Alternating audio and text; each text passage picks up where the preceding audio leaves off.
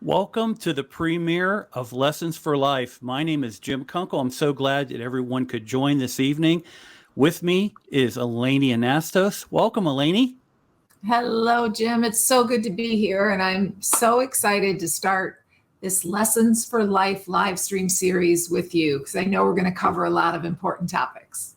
Yeah, it's so great. A lot of people have been asking, when are you and Eleni going to get back together and start doing some broadcast? And here it is. We finally are able to proudly say that we've got a brand new series, and we're going to talk about a lot of great topics. Tonight's topic is going to be on healing. And Elena, the first thing, when I think about, what is a traumatic event, and viewing it more in the physical, outside of the physical side, more the emotional or the mental hurt, it's always a negative occurrence. It's always something that really puts a negative impact on you. And it can really lead to post-traumatic stress disorders and, other type of issues that you might have in your professional life and your personal life as well. When you think of traumatic events, you yourself had a traumatic event yourself. What are some of the things that come to your mind thinking of traumatic episodes? Well, when something traumatic happens, and like at least for me, it was by complete surprise, out of the blue. So you're in shock. And whether it's physical, mental, emotional, and I think for many of us, it's almost always a combination thereof. Because if you're physically hurt seriously, like an accident that just came out of the blue, of course it's going to have some emotional ramifications. It's a lot to deal with. And when I think of traumatic events, I'm also thinking, and countless people have been victimized, right? All over the world, all ages and all situations. It's not that this is something new, but in the last 3 years especially, I'm so glad that people are at least talking more about mental health because yes, when you go through trauma, PTSD, situational depression, all of that can be part of it. And it's so important to be able to be open and honest and have the conversation so you can get the help that you need. So true, so true.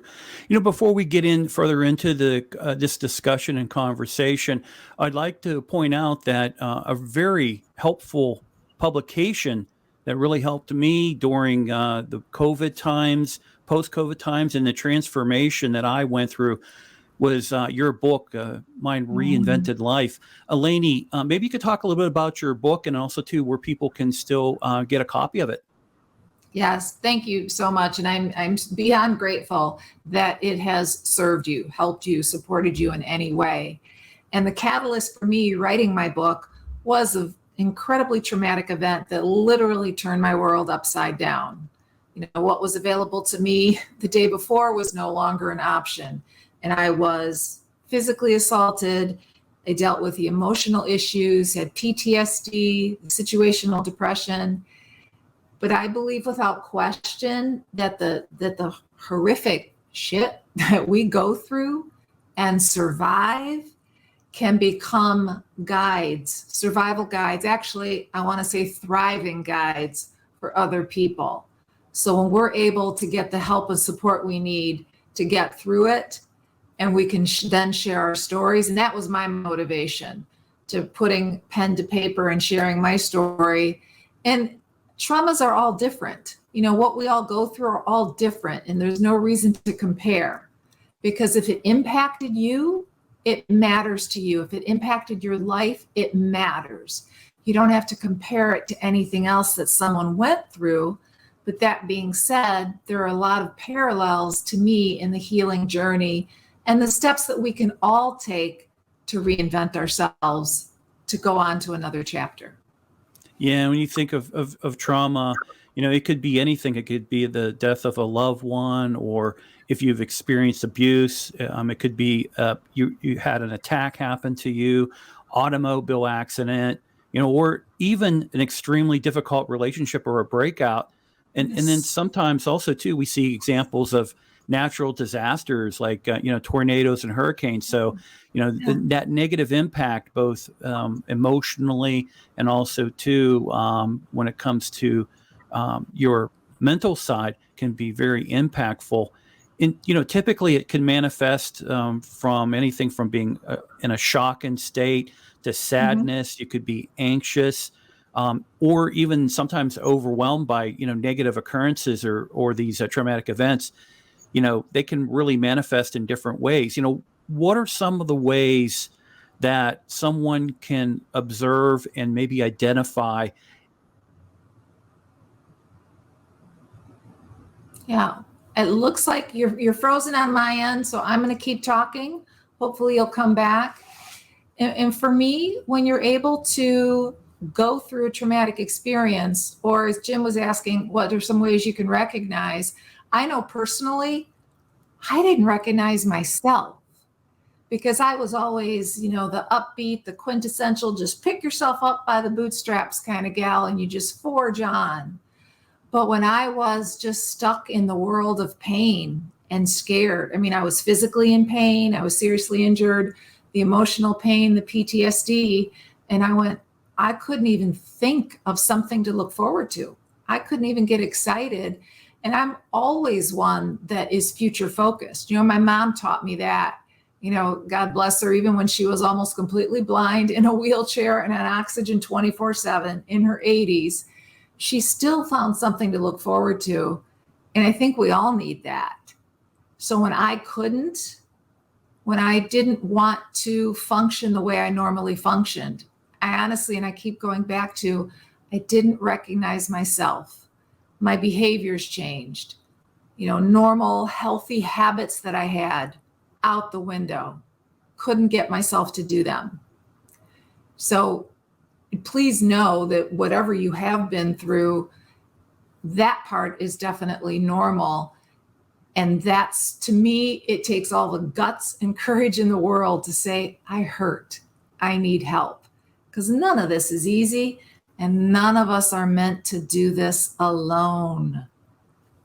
Yeah. And really, we have to identify with trauma. It's really not the event or the experience itself, but, rather your body or your mind's response to it. How does the mind respond to it? And traumatic stress really impacts the brain. It makes it crucial to take steps toward recovery and mitigate its, really negative effects and impacts through treatment. So let's move into, how does traumatic events affect the brain? When your brain identifies a type of threat, the automatic reaction is to have a fight or a flight response. Yes. And you think of this as an alarm that's built into you, and you can hear this alarm in your head, when really something poses a danger, and the alarm really prepares your body to respond either by dealing with it or just absolutely getting away from the threat. That is something that we're all born with. It's organically within us. What are some of the other ways that traumatic events impact the brain or affect the brain? Well, you hit it right on the head, because when we're in that hyper alert, that, flight, fight, freeze state, it is impossible to function at full capacity. There is not a chance on earth you're going to reach your full potential and be able to carry on, whether it's professionally or personally, at full capacity like you're used to. So when you're in that flight, fright, or freeze state, or you're always questioning, or the fear is at the forefront, and you're constantly looking over your shoulder, you're wondering what's going to happen tomorrow, you're almost waiting, for that other shoe to drop, none of us can experience growth. None of us can evolve in that headspace. And that, again, of course, is another big sign. Please, reach out for help. And often too, because people were asking me in the past, and some folks that had read my book, that, obviously the physical wounds, if you broke a leg or you were injured somehow physically, and you can see those heal, and people can see that heal. But we all know there are countless people out there struggling, suffering silently with the kind of traumatic events, the wounds that they end up with, that no one can see. And that to me, in fact, one of the reasons I put this shirt on, Grace, the healing journey, it's going to have every possible bump in the road. And it's so important for people to have grace with themselves and the process. And I believe without question that healing happens in layers. So you can start to feel better and you think, okay, I'm good to go. But then there'll be a trigger.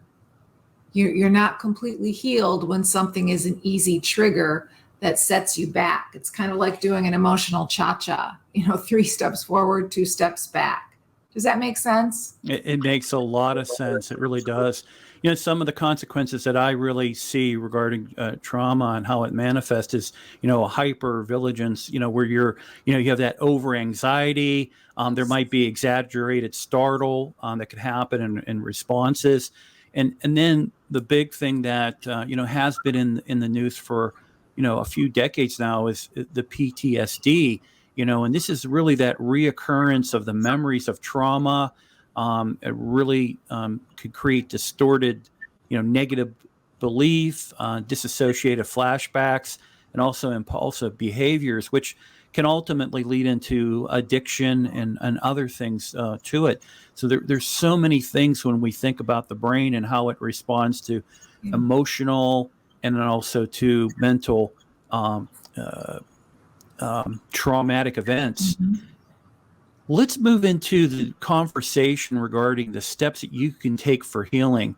The first thing that I wanted to talk about is that you, as a person who is experiencing a traumatic event and you're suffering from it, part of the healing journey really starts with you accepting support. Why is it so critical for that person to accept support to be able to move forward? Yes, because when you are in that world of hurt, that circle where you're still triggered, where you're either in that fight, flight, or freeze state, you can't possibly see the big picture. Growth cannot happen in that headspace.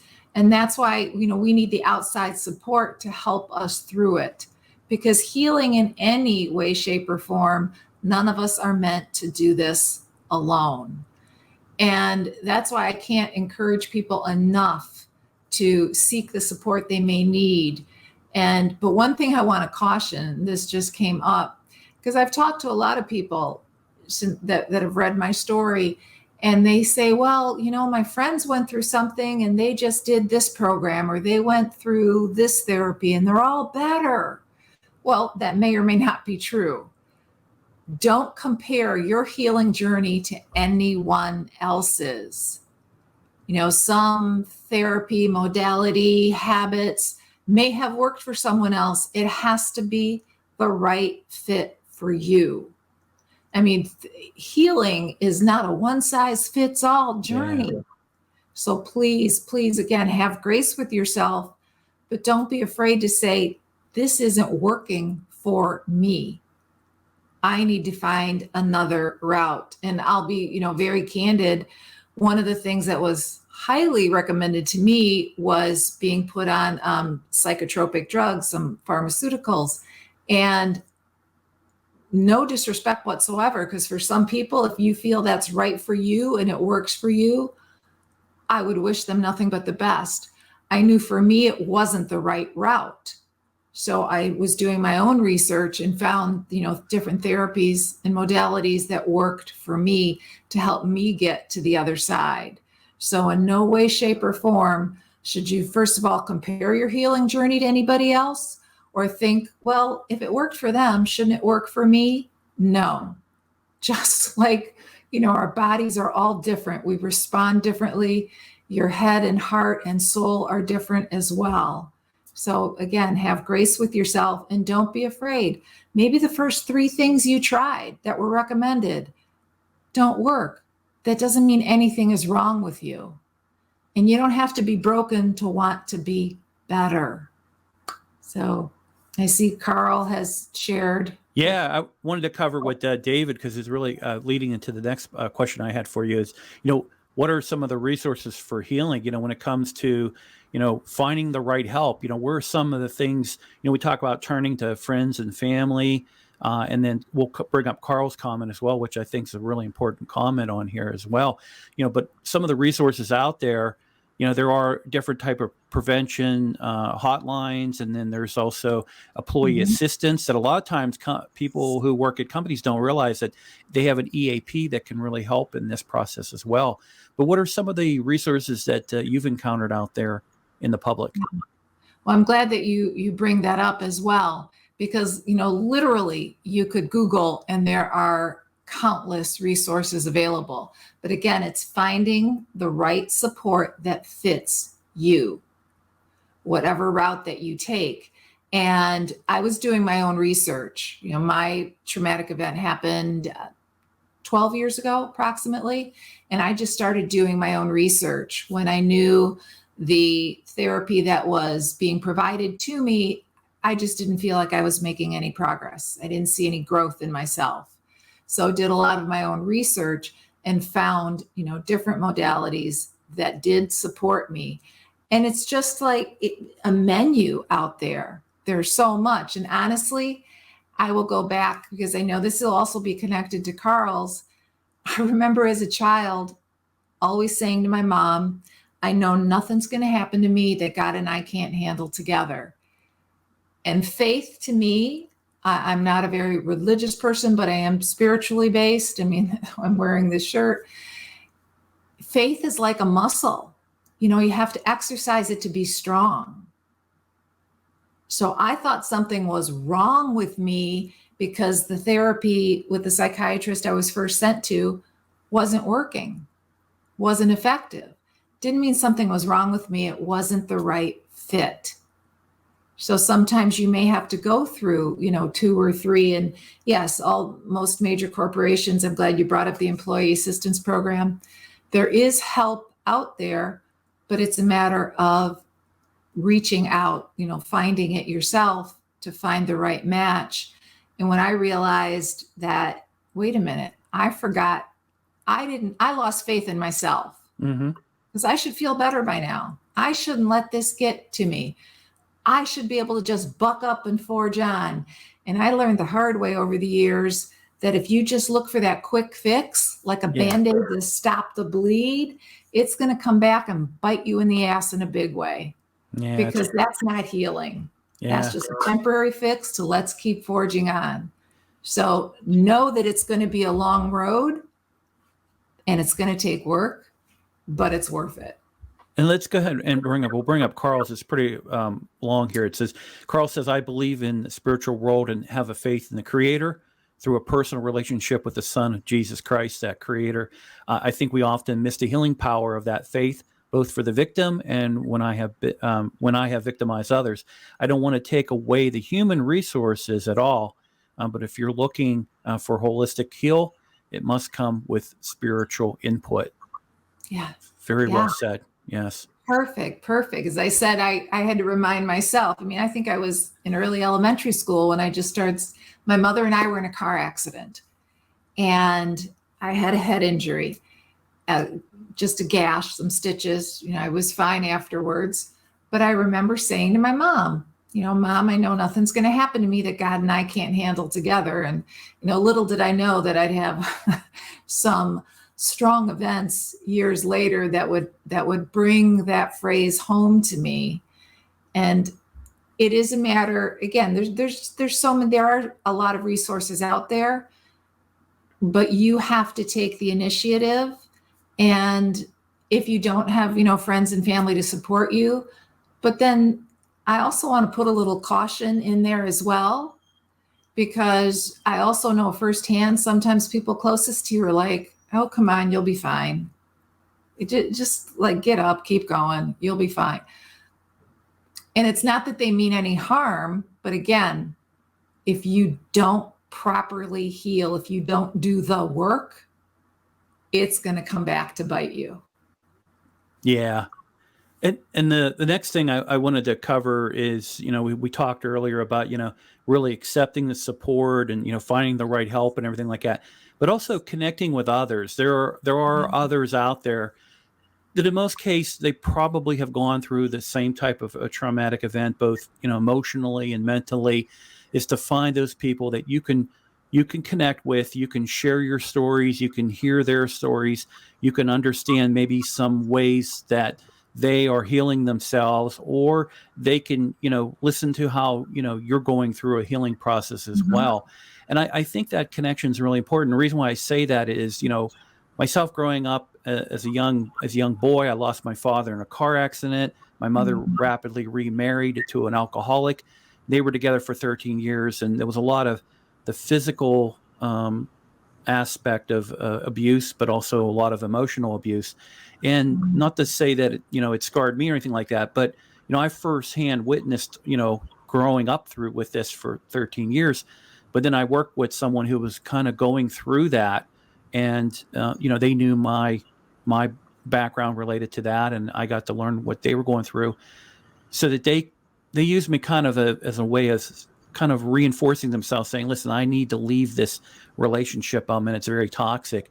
And I think that's a big bold step for someone to take that, but also confiding with others, because you're really asking for help, and it really is, in a way, an honor to have someone turn to you when they're in a situation like this and say, listen, I'm in this situation, I really need your help. And you help them. You make them feel better, and I think also you feel better because you're giving of yourself to others, friends, family, workmates, whoever it might be. When it comes to connecting with others, what are some of the approach steps you would recommend someone to go ahead and try to do those connections with others? Yeah. Well, first I want to say thank you. Thank you for all those that you've supported. Because yes, as David is saying, validation is important. Yes. To literally know when you're looking into someone's eyes, I know how you feel. Mm-hmm. Because you had literally been there. So Mm-hmm. you providing that bridge for them to help them move on in their healing journey is huge. And someone not too long ago has asked me, well, how do you know when you're ready to share? Because if you've just been through, a traumatic event, or depending on how much time, there's no magic number, like waiting a month, waiting a year, waiting a decade. But my mantra is share your scars, not your wounds. Because just as you were describing your situation with what you grew up with, the loss of your father and then the stepfather, that's huge, that's heavy, but you were speaking about it matter of factly. I can talk about the school assault, not without breaking down. So when I say share your scars, not your wounds, it means there's no longer that intense electrical charge. Because if you were breaking down going, I can't believe my father died, or if I was saying, I can't believe I had to go through that, you're not ready to share, because your healing should be your number one priority. But when you are farther along on your healing journey, and the amount of time doesn't matter, we're all different, that's when you're able to share, because everyone's been victimized. Everyone's been victimized. But it is on us whether we choose to stay a victim. So when you know that you are ready to seek that support, and as David said, the validation, we all want that. We all want to know there's nothing wrong with you. Because you've been victimized or traumatized, that doesn't mean anything's wrong with you. So please, if you hear nothing else tonight, please know that, believe that. And it takes courage to reach out to have that conversation. And to me, I consider it a duty, and you had said it's an honor, absolutely an honor, to be able to share your journey to support someone else on their healing journey as well. So it's making sure, of course, it's asking permission. Folks that already knew your story, they shouldn't just come right at you. It's so seek permission. Yeah. But then don't be afraid to start to share why you're talking to them. Because one thing I know for certain, when you are in the world of hurt, when you can't see how you're going to make it through the next day, and you want to hide under the covers, it's so flippin' lonely. And we need that connection. So please, please don't be afraid to reach out, but you're seeking permission. Yes, he says compassion of self and others is key. 100%. Yeah, so true. 100%. So 4 other things that I found based on my research related to healing or dealing with trauma, the emotional and the mental side of it. The first thing, the 4 recommendations was the physical movement, exercising. The second thing was, working with your feelings, really trying to control your feelings versus your feelings controlling you. Practicing self-care. A lot of times, a negative outcome might be to be destructive with yourself.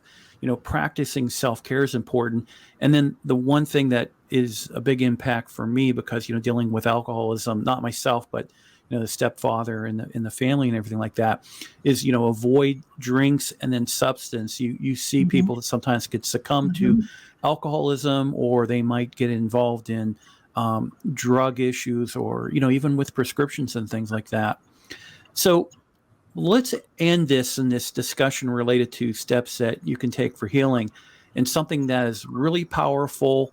We've actually done an episode or 2 on it before, and I actually have done this and went out on a nature walk doing this, is mindfulness and meditation.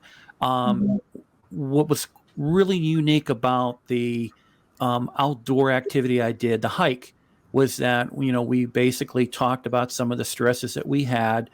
And then we went on our walk and did, how many miles we did. We came back, and at the end of it, we were was like, hey, those are gone. We're not going to let that hold us back anymore. We overcame that emotion that might be negative or that be impactful. So the mindfulness and meditation or meditation, it could be both, are super powerful. Yes. That's something too that companies are promoting. But earlier you mentioned, and this is my also a little bit of my opinion too, a lot of times it's easy to throw a prescription or 2 at something, but you really sometimes don't hear about, hey, how about prescribing meditation, mindfulness and things like that. Why is that so, Elaine? What do you think, in your opinion? Why do you think that a lot of times people throw a drug at it versus mindfulness or a meditation? I think on both sides, that it can be the medical professional and or the patient. The quick fix. I just want to stop hurting. I just want to stop hurting. And I get it. So if you think taking that medication is going to be the quickest way to stop hurting, I understand that. And again, for many people, it may be the right route. But we're here saying, that we also want you to explore other options. Even like you said, going for that walk, when you change your physiology, when you get moving physically, you also have a better chance of changing the psychology as well. Because when you see yourself stuck in the same way. So, with all due respect, I want people to get the support they need, whether it's pharmaceuticals or not. Just make sure it's right for you. But again, don't go for the quick fix. Healing happens in layers. Healing happens over time. It's like if you took a pain pill because you had this a horrible toothache. Okay, the pain's gone, but maybe you need a root canal. Now there's abscess going on. The problem. We always have to get at the root of the problem, or whatever caused it. So again, people need to do what they believe is best for them. And I think grown adults should get to decide that for themselves. But reaching out to someone else, that it doesn't have to be the exact same traumatic experience, but reaching out to someone that has dealt with trauma, just to have that validation, as David pointed out, just to have that, I know how you feel. That kind of a lifeline in and of itself is tremendous. I also want to reinforce again, we've all been victimized, but it's up to us whether we choose to stay a victim or not.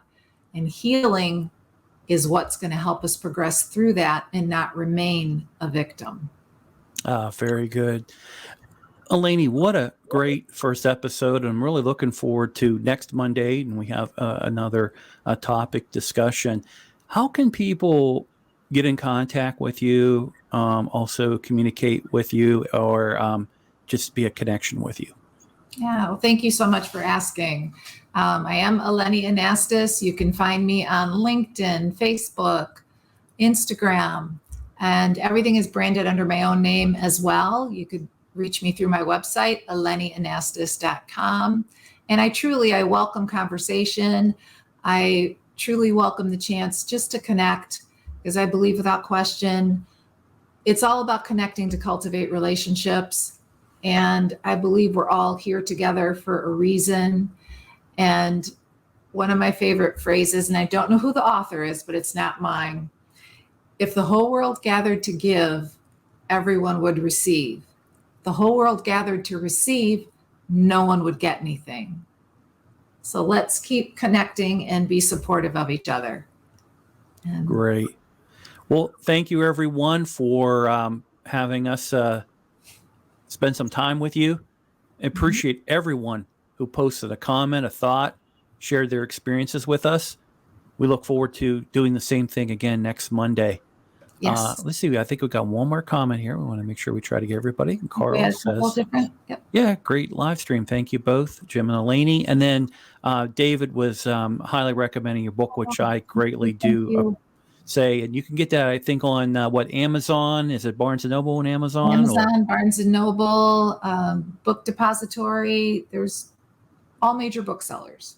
Yeah, it's a great book. It helped me, like I say, coming really through pandemic, post-pandemic. I still even utilize it today. So great book that you did, and I highly encourage people definitely to pick it up, like David had mentioned there. And I just, if I can, I'm sorry, I'm like cutting you off. Just wanted to say that Jim and I were excited to start with healing, because I know that we're both compassionate souls. And I really just want anybody listening to believe that they can get to the other side. That's where it starts. Whatever it is you're facing, believe that you can get to the other side, and please reach out for help. Very good. All right, Eleni, thank you so much. Thank you. All right. Goodbye, everybody.